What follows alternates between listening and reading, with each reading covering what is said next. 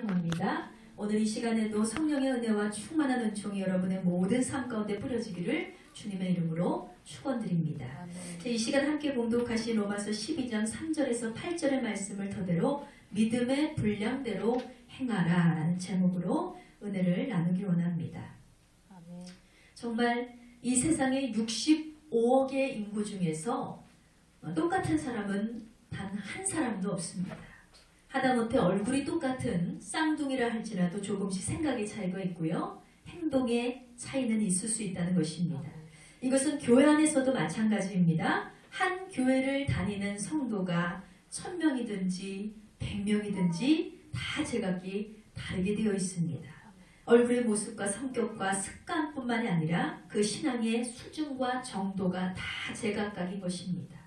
오늘 본문은 바로 그것을 가리켜서 하나님께서 각 사람에게 나눠주신 믿음의 분량대로라고 했습니다.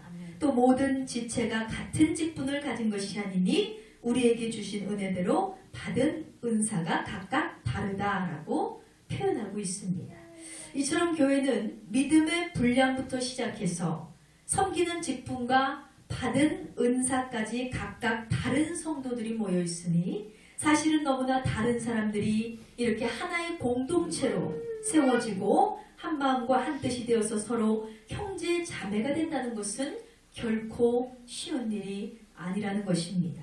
하지만 교회의 설립자이신 주님께서는 바로 그와 같이 조금씩 다른 차이점들이 오히려 잘 조화될수록 전체적으로 온전하고 아름다운 신앙 공동체가 될 수 있다는 그런 뜻을 우리에게 보여주셨습니다. 아멘. 그러므로 저와 여러분 이 시간은 이 말씀을 통해서 실로 다양한 성도들이 모여 있음에도 불구하고 교회가 진정 화평과 질서를 지킬 수 있는 길이 무엇인가 생각해 보길 원합니다. 또한 이 교회 공동체뿐만 아니라 우리가 속해 있는 이 사회에서도요, 우리가 한 민족이라고는 하지만 나와 생각이 다른 사람들이 이 땅에는 너무나 많이 살고 있습니다. 내가 소속되어 있는 사업장이나 직장, 그곳에는 의견차가 분분해서 분열이 일어나기 쉽습니다. 또 한 가족으로 피를 나눈 가족들을 보세요. 어찌 그 부모 밑에서 그 자녀가 나왔을까 생각이 들 정도로 그렇게 마음과 뜻이 다른 것을 우리는 느끼며 살아갑니다. 이렇듯 이 세상에 사는 이상 우리는요, 나와 너무나 다른 사람들과 늘 부딪히면서 살아갈 수밖에 없다는 것입니다. 그렇다면 과연 그 가운데서도 평화를 유지하며 사는 방법이 무엇이 있을까요? 다 같이 선포합니다. 뭐니 해도 마음이 편한 게 최고의 행복이다. 아멘. 우리는 뭐니 해도 마음이 편해야 행복을 유지할 수 있을 줄 믿습니다. 사람은 마음을 편하게 사는 게 세상 어떤 것보다 최고입니다. 그러니 그 평안을 유지하는 비결을 오늘 이 하나님의 말씀을 통해서 깨닫게 되시기를 주님의 이름으로 축원드립니다. 자, 첫 번째로 깨닫게 하시는 메시지는 겸손한 처세로 나아가자입니다. 다 같이 선포합니다. 겸손한 처세로 나아가자. 아멘. 자, 본문 3절의 말씀을 다 같이 보시겠습니다. 3절의 말씀입니다. 내게 주신 은혜로 말미암아 너희 중 각 사람에게 말하노니 마땅히 생각할 그 이상의 생각을 품지 말고 오직 하나님께서 각 사람에게 나눠주신 믿음의 분량대로 지혜롭게 생각하라 라고 이렇게 기록되어 있습니다. 우선 여기서 말하는 믿음의 의미는요, 우리는 정확하게 깨달아야 됩니다. 이 본문의 믿음이란 구원을 얻는데 꼭 필요한 이 믿음, 즉 예수 그리스도 믿는 그런 믿음을 가리키는 것은 아닙니다. 물론 예수님을 주로 고백하고 영접하는 믿음이란 기독교인에게 있어서 가장 기초적이고 기본적인 신앙입니다. 히브리서 6장 1절에서 말대로 그리스도의 도의 촉보라고 얘기하고 있습니다. 그러므로 그리스도인에게 있어서 예수님을 주라 시인할 수 있는 이 믿음에 대해서만큼은 어떤 차이도 있어서는 절대로 안 된다는 것입니다. 우리가요, 아무리 외모가 다르고 환경이 다르고 성격이 다르고 다 다른 사람들이 모여 있습니다. 그런데 모든 것이 다 다르다 할지라도 이 기초적인 믿음, 예수 그리스도를 주라 신하는 이 믿음만큼은 절대로 한 마음과 한 고백이 되어야 될 줄 믿습니다. 바로 우리 공통적인 고백이 되고 공통적인 마음이 되고 공통적인 믿음으로 우리가 살아가야 된다는 것입니다. 그렇다면 예수님을 구주로 믿는 기본적인 신앙에서 우리가 한 단계 더 나아가면 이제 갓난아기가 엄마의 젖을 떼고 이유식을 거쳐서 이 밥 먹는 단계를 우리가 살아오게 됩니다. 바로 이것은 단단한 식물을 먹는 장성한 자의 믿음, 더욱 완전한 대로 나아가는 믿음 성장의 발판이 되는 것입니다. 이런 사람을 가리켜 히브리서 5장 14절에서 저희는 지각을 사용함으로써 연단을 받아 선악을 분별하는 자들이다 라고 했습니다. 즉 예수님을 믿고 구원을 받는다는 것은요, 가장 기초적인 믿음에서 앞으로 더 나아가게 되면요, 하나님의 말씀을 기준으로 이제는 우리 개인의 생활도 경건해지게 됩니다. 그저 예수님을 내 구주로 시인하고 내 구주로 모셔드리는 것뿐만 아니라 이제는 내 삶이 어떻게 된다고요? 변화가 되는 거예요. 경건하게, 새롭게, 의롭게, 깨끗하게 예수님을 닮은 삶으로 그렇게 변화될 줄 믿습니다. 여러분, 그렇게 경건한 믿음의 사람이 되기 시작하면요, 우리는 이제 교회를 향한 마음도 달라지게 됩니다. 교회를 향한 마음이요, 더 이상 내가 위로받고 더 이상 내가 의지하는 교회가 아니라 교회를 향한 마음도 섬김과 봉사에 대한 생각도 더 깊은 분별력과 지혜를 갖게 되는 것입니다. 이 단계를 나아가야지만 여러분은 초보의 신앙에서 벗어나서 믿음의 레벨이 높아지게 될 줄 믿습니다. 10년을 믿어도 20년을 믿어도 항상 젖먹이 어린아이 같은 신앙의 사람들이 있어요. 이런 사람들은요, 발전이 없어요. 이런 사람들은요, 세상 말로 하면 장애입니다. 어린아이가 엄마의 젖을 떼고 이유식의 단계를 거쳐서 밥을 먹고 걸어다니고 말을 하고 이렇게 때에 따라서 성장해야 되는데 여전히 어른에 대해서도 아이는 젖을 떼지 못해요. 여전히 어른이 돼서도 아이는 걷지 못하고 말하지 못한다고 한다면 여러분은 어떻게 얘기하시겠습니까? 이것은 장애라고 얘기하는 거예요. 신앙도 마찬가지입니다. 우리가 신앙이 단계를 따라 성장해야 할 것인데 여전히 초보의 신앙에서 벗어나지 못하고 있다면 우리는 믿음의 장애자입니다. 여러분, 우리는 하나님을 믿는 믿음이 날로 성장해야 될 줄 믿습니다. 하나님 안에서 그 단계를 거쳐서 그 훈련을 거쳐서 그 연단을 거쳐서 하나님 안에서 믿음 안에서 복된 은혜로 말미암아 우리는 날로 부흥케 되어야 될 줄 믿습니다. 바로 이런 과정을 우리는 성화의 과정이다라고 합니다. 물론 믿음에는 각 개인마다 수준과 단계의 차이가 분명히 있습니다. 이것을 본문에서 말하는 믿음의 분량이다라고 하고 있습니다. 자, 다시 본문 말씀으로 돌아가 보면 너희 중 각 사람에게 말하노니 마땅히 생각할 그 이상의 생각을 품지 말라라고 했습니다. 여러분, 이 말씀의 의미가 뭘까요? 이것을 좀 부드럽게 해석을 해보자면 오버하지 말라는 거예요. 그리고 좀 세게 말하자면 주제 넘은 짓을 하지 말라라는 뜻입니다. 즉 교회 안에서 자신의 언행을 어디까지나 자신의 분수에 맞게 해야 한다는 말씀인 것입니다. 여기서 지혜롭게라는 단어의 언어를 찾아보면 이 겸손과 자제라는 의미가 포함되어 있습니다. 여러분, 사람은 누구나 다 자기 자신을 실제보다 더 과대 포장하는 버릇이 있습니다. 그렇기 때문에 일단 겸손으로서 그런 착각을 닦아내야 제 위치에 설 수 있다는 것입니다.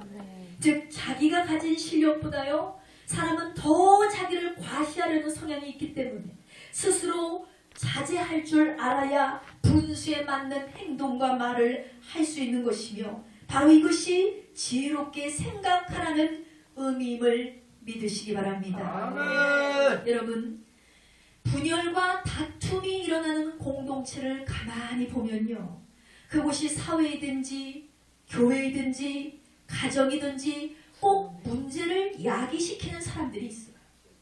자기 자신의 분량은 아주 조금밖에 되지 않으면서 자신이 속한 회사나 교회나 단체나 가정일에 대해서는 자기가 제일 똑똑한 줄 아는 거죠. 그러니 어딜 가나 자기 말이 옳다고 합니다. 명령질과 주장질만 하고 남을 비판하고 판단하고 정작 그러는 자기는 그 일을 행하지 않습니다. 이런 사람들을 가리켜서 우리는 얄미운 사람, 못된 사람이라고 싫어하는 것입니다. 이처럼 우리의 신앙생활도 언행일치, 말과 행동이 일치할 것이며 하나님의 말씀을 기준으로 우리는 본이 되는 삶을 살아야 될 줄 믿습니다.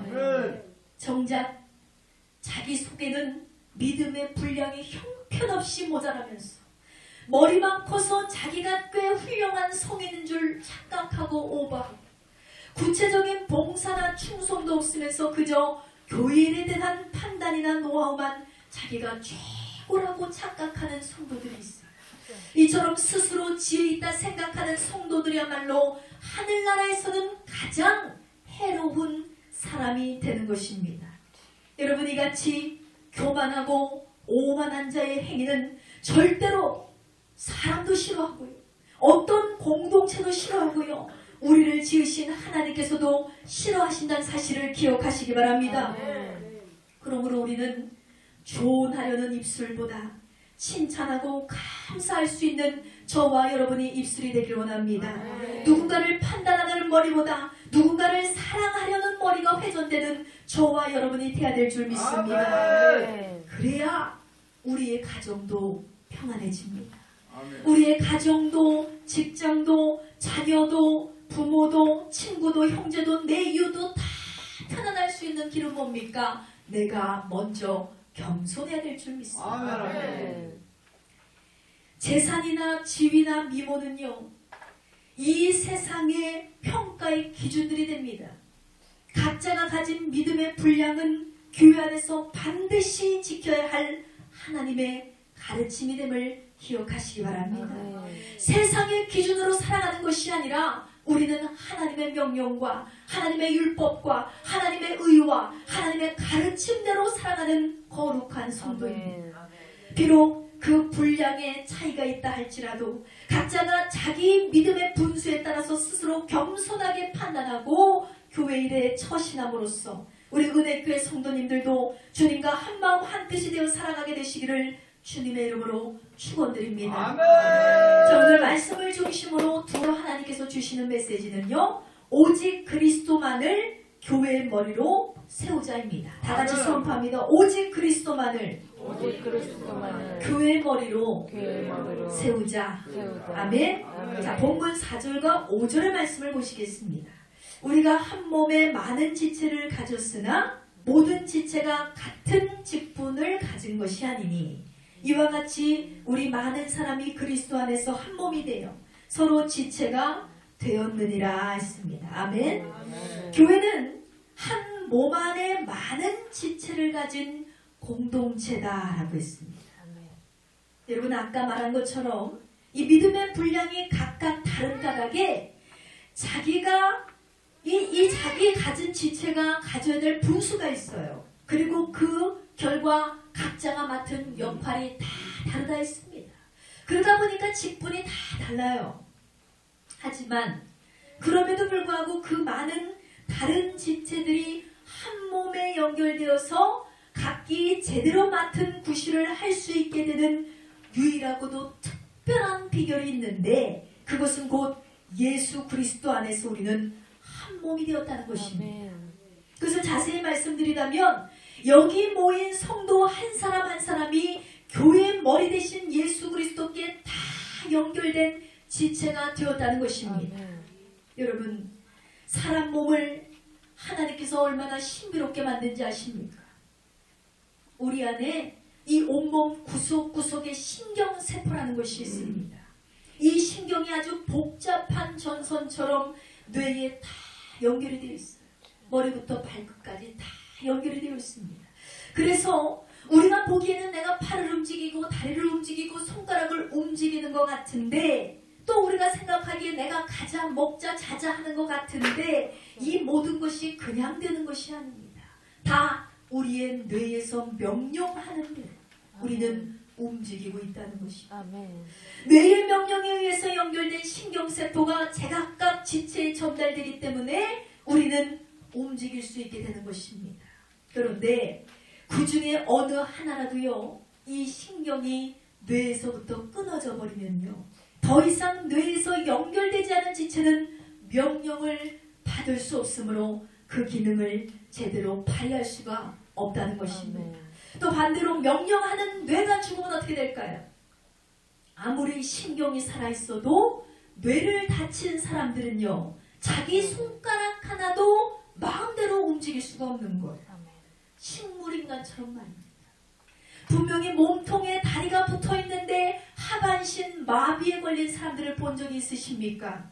내 마음대로 되지 않습니다. 내 다리가 아닙니다. 신경도 감각도 모든 것이 사라졌습니다. 왜냐? 붙어있기는 해도 그처럼 뇌에 연결되어 있지 않은 사지나 오장육부는 이미 죽었거나 죽어가고 있는 것과 다름이 없다는 것입니다. 마찬가지로 여러분, 예수 그리스도 안에 있는 성도는 교회 안에서 믿음의 분량이 다르고 여러 가지 은사와 직분이 다 다르지만 일단은 그리스도 안에 한 머리의 공통체로 연결되어 있음으로써 비로소 신앙인으로서 살아있고 교인으로서 기능을 제대로 발휘할 수 있다는 사실을 믿으시기 바랍니다. 그렇다면 과연 머리 되시는 이 예수 그리스도께 붙어있는 지체가 된다는 것은 구체적으로 무슨 뜻이 되겠습니까? 그것은 바로 예수 그리스도에 대한 신앙 공백을 분명하게 하고 그것을 지켜 행하는 것입니다. 우리가 너무나 다 알고 있는 이 사도 베드로가 있습니다. 베드로는 뭐라고 말씀했습니까? 주는 그리스도시요 살아계신 하나님의 아들이십니다 라고 했습니다. 이런 신앙 고백을 했을 때 예수님께서 베드로에게 말씀하셨습니다. 내가 그 시댁의 반석 위에 내 교회를 세우겠다라고 선언하셨어요. 사람이 교회에 참된 일원이 된다는 것, 곧 그리스도 몸의 지체가 될 수 있는 길이 바로 여기에 있습니다. 예수님은요, 나를 구원하시는 이는 그리스도시요 비록 사람의 몸을 입고 이 땅에 오셨지만 그 본성은 원래 성자 하나님이라는 사실이라는 것. 이 사실을 믿고 고백하는 것 외에 예수 그리스도에 연결될 수 있는 길은 하나도 없다는 사실을 여러분 분명히 기억하시기 바랍니다. 주님은 우리를 구원하기 위해서 이 땅에 오셨습니다. 우리는 그분을 믿고 그분을 주라 시인하며 그분에 대한 참된 고백을 해야지만 아버지께로 갈 수 있는 길이 열리게 됨을 기억하시기 바랍니다. 이처럼 바르고 참된 예수 신앙 고백을 통하여 저와 여러분은 이제는 교회라는 공동체를 통해서 다 붙어서 지낸 지체가 되었습니다. 그렇다면 자연히 그 머리 대신 그리스도의 권위를 받드는 겸손이 우리 안에 있어야 될 줄 믿습니다. 주님의 뜻이라면 내 순종하겠습니다. 주님의 은혜라면, 주님의 말씀이라면 내 복종코자 원하오니 주님 나를 다스려 주시옵소서. 그리고 그렇게 충성된 성도라면 나에게 연결된 예수님, 그 예수님께 연결된 다른 지체들, 성도들을 사랑할 줄 아는 깊은 영성이 우리 안에 있어야 될 줄 믿습니다. 우리가요, 이 열 손가락이 다 중요한데요, 각자의 역할이 다 다릅니다. 그런데 그 중에서도 가장 중요한 손가락이 뭔지 아세요? 이 엄지와 검지입니다. 플러그 하나를 뽑으려고 해도 엄지가 제일 먼저 달려들고요, 검지가 그 밑에서 받치고 있어요. 우리가 이 종이 한 장을 들려고 해도 엄지와 검지가 제일 먼저 움직이게 되어 있습니다. 그러니까 내 간절한 기도 제목을 헌금 봉투에 적고 싶은데 여러분 볼펜을 쥐어보세요. 엄지와 검지가 움직이지 않으면 절대로 내가 소원하는 제목을 헌금 봉투에조차 적을 수가 없어요. 그러니 엄지와 검지가 가장 중요한 핵심 역할을 이 송에서 하고 있는 것입니다. 그래서 어린이 동요에서도 엄지를 아빠라고 표현하고요, 검지를 엄마로 표현하고 있습니다. 왜? 가정의 부모는 기둥이 되고 우리의 삶의 힘줄이 되어주기 때문입니다. 그래서 이 힘줄, 가정의 기둥은 무너지면 안 되는 거예요. 그래서 남자와 여자가 결혼을 해서 한쪽은 가정일에 충성하고 모든 것을 다 도맡아 하는데 한쪽에서는 그렇지 못한다고 해보세요. 그 가정은요, 절대로 평안할 수 없습니다. 여러분, 백지장도 맞들면 낫다라고 그랬습니다. 교회도 마찬가지입니다. 어떤 사람들은 확실한 신앙 고백을 통해서 예수님께 연결되어 있는데 다른 어떤 사람들은 겉만 성도이지 실제로는 예수님께 연결되어 있는 삶조차 전혀 살아가지 않습니다. 이들이 섬기는 교회, 이런 교회에 어떤 기적과 능력이 나타날 수 있겠습니까? 믿음의 분량은요, 여러분, 서로 다를 수 있다 했습니다. 아니, 다른 것이 당연하다고 했습니다. 그러나 교회 머리 대신 예수님께 붙어있는 신앙, 이 기초적인 신앙만큼은 꼭 붙잡고 나아가시는 저와 여러분 되시기를 주의 이름으로 축원드립니다. 이렇든 여러분은 하늘나라의 엄지손가락입니다. 여러분은 우리 은혜교회 엄지, 검지처럼 소중한 지체임을 믿으시기 바랍니다. 다 같이 선포합니다. 내가 잘 돼야 교회가 잘 된다.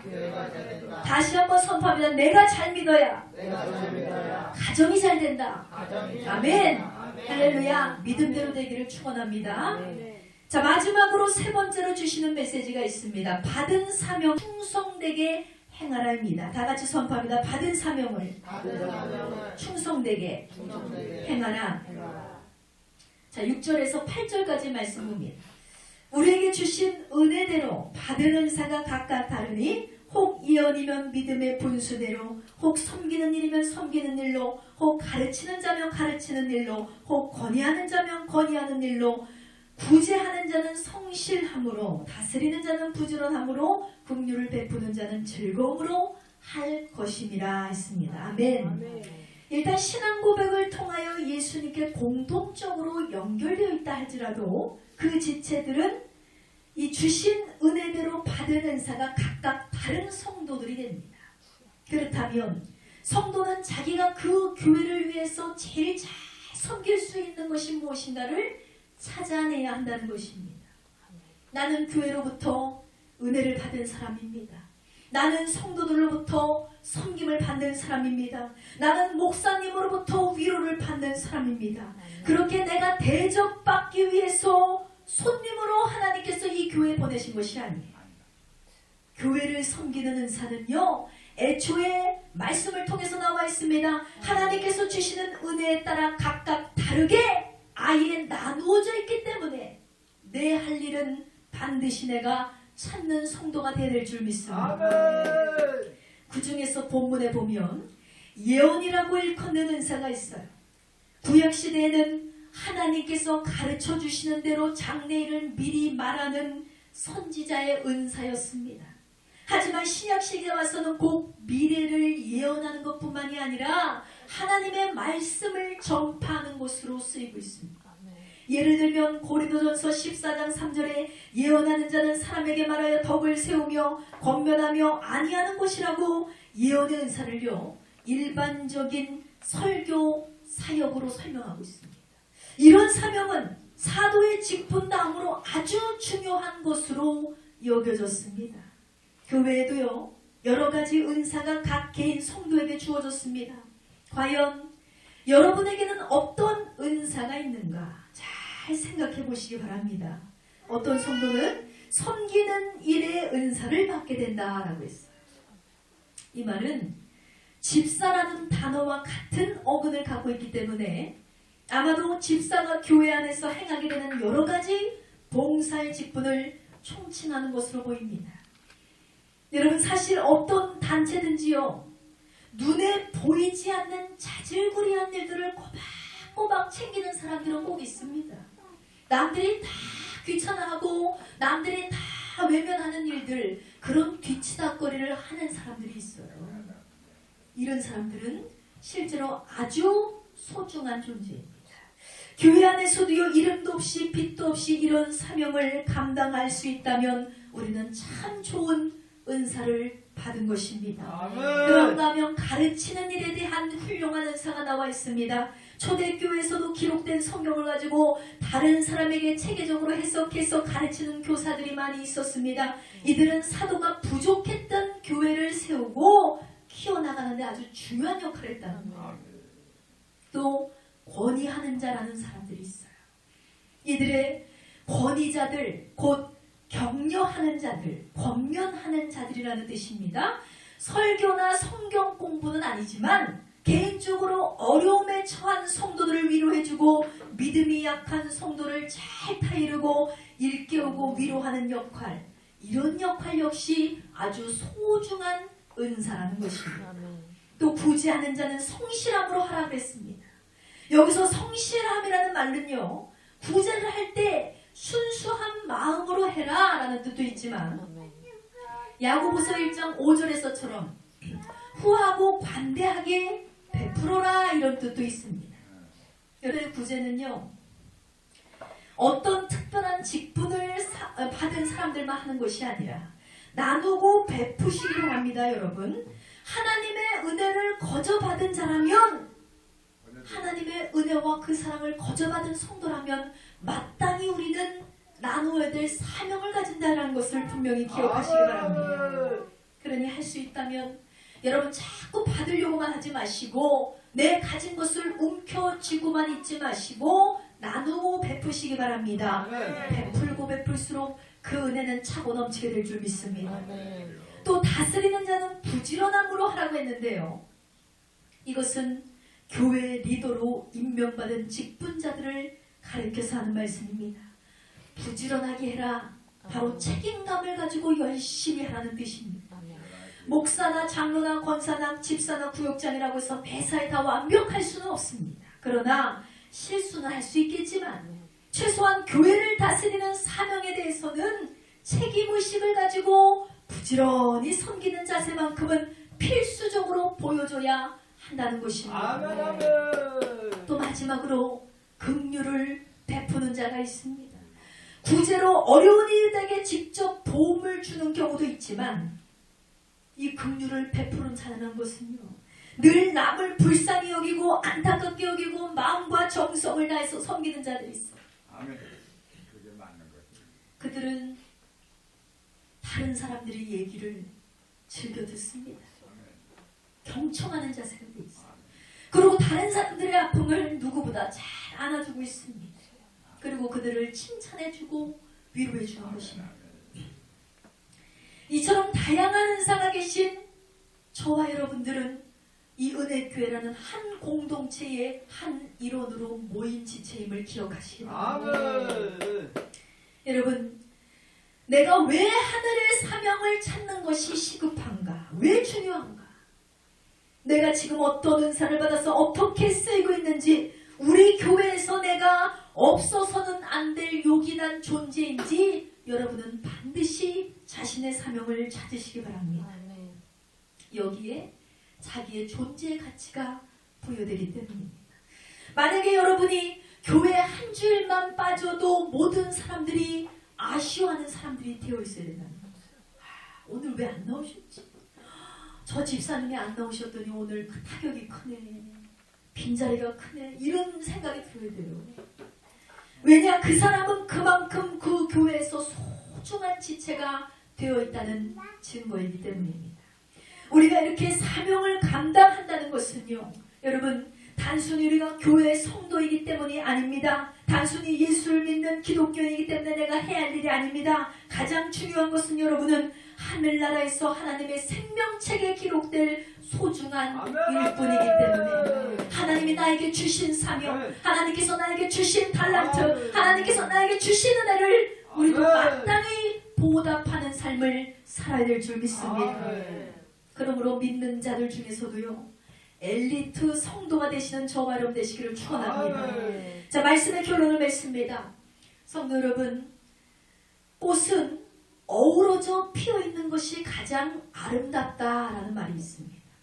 한 가지 종류의 꽃만 많이 피어서 모여 있는 것보다는 여러 종류의 꽃이 형형색색으로 어울려져 있을 때 훨씬 더 아름답게 보이더라는 거예요. 마찬가지로 여러분, 교회는 군대가 아니에요. 군인처럼 똑같은 제복을 입고 기계적으로 줄을 맞춰 서 있는 군대가 아닙니다. 성도들은요, 하늘나라의 성도들은 제각기 다른 믿음의 분량을 갖고 있지만 그런 중에서도 자기가 가진 믿음의 분량대로, 믿음의 은사대로, 받은 사명대로 겸손하고 지혜롭게 우리가 행할 길을 행하게 된다면 가장 완벽한 조화를 이룰 수 있음을 믿으시기 바랍니다. 그러므로 여러분이 이제 믿음의 발을 내딛었어요. 어디에? 교회에 내딛었습니다.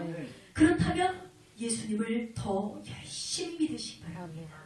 그리고 예수님을 더 열심히 믿고자 한다면 우리는 더 이상 날라리 신앙, 껍데기 신앙인이 되지 말고 엘리트 성도가 되길 바랍니다. 반드시 여러분의 행한 업적대로 우리 주님께서 갚아주실 것이며 우리가 알지 못하는 크고 비밀한 일을 여러분을 통해서 나타내 주실 줄 믿습니다.